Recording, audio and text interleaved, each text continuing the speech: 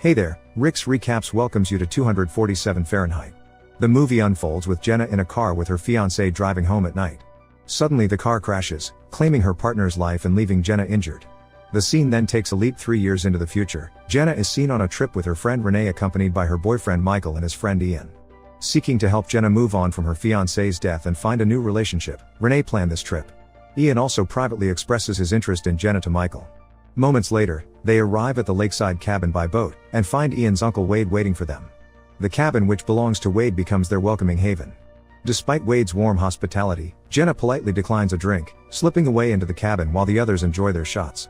Alone in the bathroom, Jenna retrieves a bottle of antidepressant pills, a remedy she's been taking since the tragic accident 3 years ago. Later, they all gather for dinner with Uncle Wade, getting to know each other better. Wade surprises them with invitations to a nearby private party before excusing himself to attend to some work. The group plans to relax in the sauna before heading to the party, with the boys getting an early start to prepare it. Renee assures Jenna that she doesn't have to join if she feels uncomfortable, but Jenna insists she's fine. However, as she gets ready, we notice she still wears her engagement ring on a necklace. Deciding to move on, Jenna takes off the necklace and places it along with her pills in a drawer. Inside the sauna, Renee, Michael and Ian are already enjoying themselves, and Michael eagerly anticipates seeing his girlfriend in a bikini. Eventually Jenna comes downstairs, still unsure about joining but is persuaded by Ian to enter. So she decides to join her friends in the sauna. Inside, Renee sips from a water bottle while the boys enjoy their beers.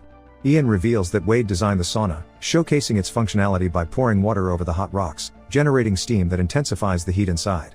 Eventually, the temperature becomes unbearable for all of them, leading to Ian's decision of cooling off in the lake. After an enjoyable time in the water, they return to the sauna, with the girls going in while Ian and Michael share a drink in the kitchen. Inside, Renee checks on Jenna's mood. She is happy and enjoying. Meanwhile, Ian confides in Michael about his feelings for Jenna before heading back inside. In contrast, Michael starts drinking excessively, losing control over himself due to the alcohol. A while later, they return to the lake to cool off again, but when they come back, Michael drunkenly insists that Renee join him in his room. But she refuses his advances, leading to an argument with Michael, who storms out of the sauna slamming the door. Renee complains to her friends about Michael, and suddenly they hear a noise as Michael falls to the ground. Renee thinks he's just seeking attention. But as Ian tries to help him back inside, Renee stops him and asks him to leave Michael alone. As Ian closes the door, Renee changes her mind and decides to go to her room. She tries to open the door, but it won't budge. Ian attempts to open it as well, but it remains stuck, causing panic for Jenna. Renee calls out to Michael thinking he might have locked them in, while Ian also calls for him to let them out, but they receive no response. Jenna, who didn't take her pills before entering the sauna, starts to experience anxiety attacks. Renee worries that Michael, being so drunk, might forget they are inside.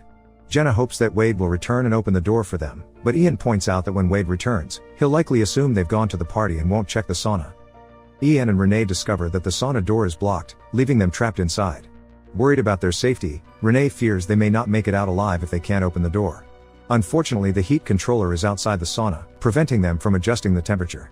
Realizing they can't wait for someone else to rescue them, Renee attempts to break the glass window, but it proves too weak to crack.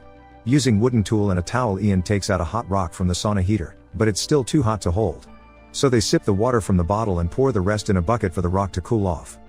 Once the rock cools down, Ian attempts to break the glass window with it using all his strength, but the window only gets scratched. Despite injuring his hands, he perseveres until he finally manages to break the glass, allowing some fresh air to enter. They call for help, but no one responds. They also realize a small ladder is blocking the door, and Ian ties the rock to the towels to move the ladder with it, but the rock is too small for the task. Renee suggests breaking the thermostat to lower the temperature, but Ian warns against it, explaining that it could lead to the temperature rising to a dangerous level of 247 degrees Fahrenheit, at which human skin starts to melt. Jenna takes Ian's side, advising Renee not to tamper with the device, which sparks a heated argument between the two. The atmosphere inside the sauna becomes tense as their situation worsens. Ian then devises a plan to cut the power to the heater by blowing the fuse, but it backfires, causing the lights to go out, but keeps the heater running. He ends up getting severe electric shock, which renders him unconscious. When Ian regains consciousness, he's too weak to move, and their predicament becomes even more dire with the heater still running and no lights. However, they find a glimmer of hope when they hear Wade's dog barking. They call the dog by its name and it locates them, but it's unable to open the door unless it finds someone to come and rescue them. The persistent barking of Wade's dog captures Michael's attention, and he appears sober and like he came from somewhere. Back there, Renee lets out a cry for help to Michael, but her voice gets drowned out by the noise of fireworks, which Wade just started with another guy. A short while later, Michael and Wade coincidentally meet at the back of the house, both ignoring the dog's barking. Wade inquires about Michael being alone.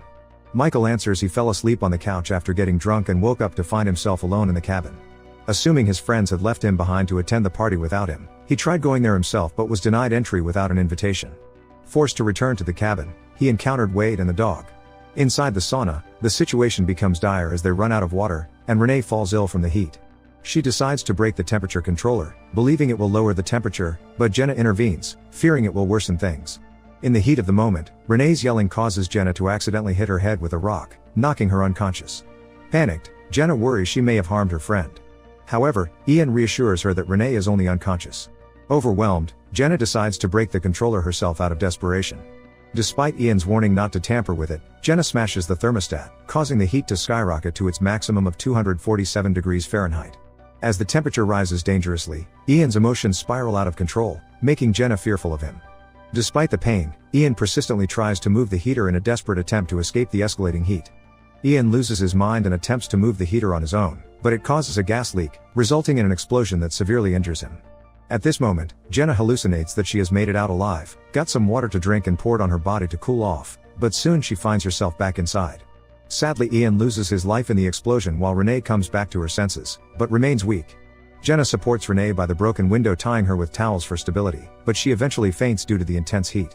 Unaware of his friends being trapped, Michael returns to the cabin, where a flashback reveals his unintentional mistake that led to their entrapment. He had accidentally knocked down a wooden step near the door, inadvertently trapping his friends inside.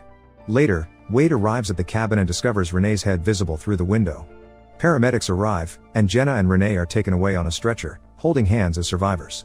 Wade provides a statement to the police, while Michael, remorseful for his actions, sits and mourns the loss of his friend. And that's how the movie ends. Thanks for watching.